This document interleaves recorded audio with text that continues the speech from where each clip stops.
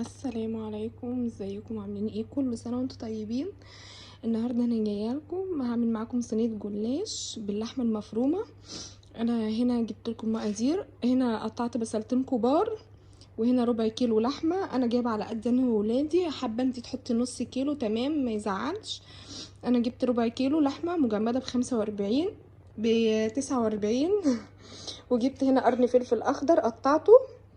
هحط البصله عليها حبه زيت على النار، هخلي البصله تصفر واروح نازله عليها باللحمه، وهوريكم لما انزل عليها باللحمه انا هحط ايه تاني على تعصيقه اللحمه دي عشان تدينا طعم في الصينيه بتاعه الجلاش. بصوا هنا كده البصله اتحمرت. قليت البصله، هنزل بقى باللحمه. بس يا بنات انا ما بحبش اقليها قوي عشان انا تعبانه. انا هنزل باللحمه عليها اهو، بالربع لحمه.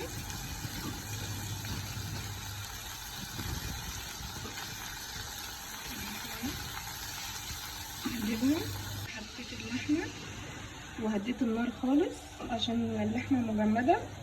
انا هنا معايا كوبايه شوربه اهي، كوبايه شوربه فراخ، شوربه لحمه، اي حاجه.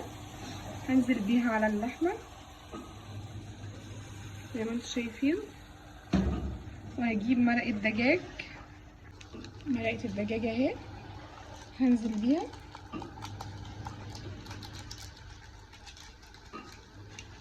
كده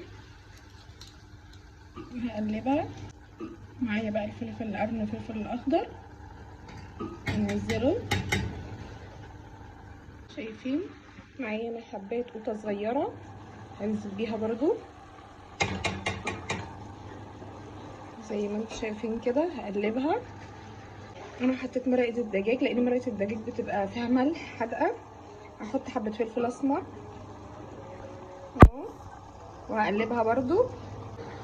هنسيبها لحد ما تنشف خالص من ميتها واللحمه تستوي وهنزلها. هوريكم الخطوه التانية. انا هنا حضرت الصينيه اللي هحط فيها الجلاش، ومعايا هنا لفتين. هستخدم لفه ونص من الجلاش في الصينيه دي اللي انتوا شايفينها دي. هسيح السمنه وهجيلكم. بصوا انا نسيت اقول لكم على التركايه كده، دي شعره سكر اهو على اللحمه عشان تديها سكاره. ما تقلقوش مش هتعمل اي حاجه ولا طعمها هيبان، بس شعره صغيره زي ما انتوا شايفين كده زي ما انا حطيتها. انا كده اللحمه عجبتني، على كده هنزلها اهو زي ما انتوا شايفين كده. هنزلها بقى. هنا انا جبت 4 حتت سمنه بلدي، 4 صوابع زبده، وهحط عليهم حبه زيت بس مسيح السمنه الاول. انا سيحت السمنه عليها، احط عليها حبه زيت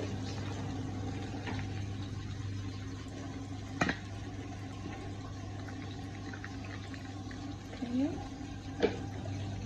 تعالوا بقى ندهن الصينيه اهو يا بنات. انا جبت كده الورق جلاش اهو. انا لسه ما دهنتش الصينيه اهي، هدهنها.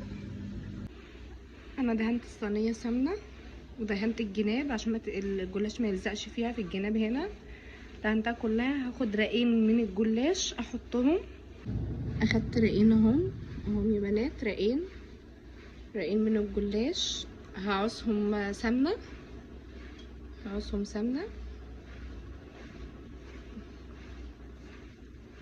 انا هنا كده رصيت الرق الاولاني، هحط عليه اللحمه. رصيت اللحمه اهو. زي ما انتوا شايفين ده الربع كيلو وزعته في الصينيه اهو، الربع كيلو وزعته. هفرد بقى الطبقه التانية. انا هنا كده رصيت الصينيه خلصتها، هنقطعها بالسكينه عشان ندخلها الفرن. وقبل ما ندخلها الفرن هوريكم انا هحط عليها ايه. بصوا يا بنات انا قطعتها اهو. جبت الكوبايه حطيت فيها بيضتين على شويه فلفل اسمر وربيتهم في الكوبايه، وهسقي الصينيه بيه وبعد كده هدخلها الفرن. انا جبت بيضتين بلدي، انتوا اي بيض عادي يمشي، تربيه مع حبه فلفل اسمر وتحطيه على الصينيه تشربي بيه الصينيه قبل ما تدخلها الفرن. هشرب الصينيه وهوريها لكم. انا هنا شربت الصينيه البيضه اهو زي ما انتم ما شايفين اهو. هدخلها الفرن على درجه حراره عاديه، الفرن يكون بارد عادي مفيش اي مشاكل، وما تستوي هصورها لكم. وهنا يا بنات انا كده خلاص سويتها.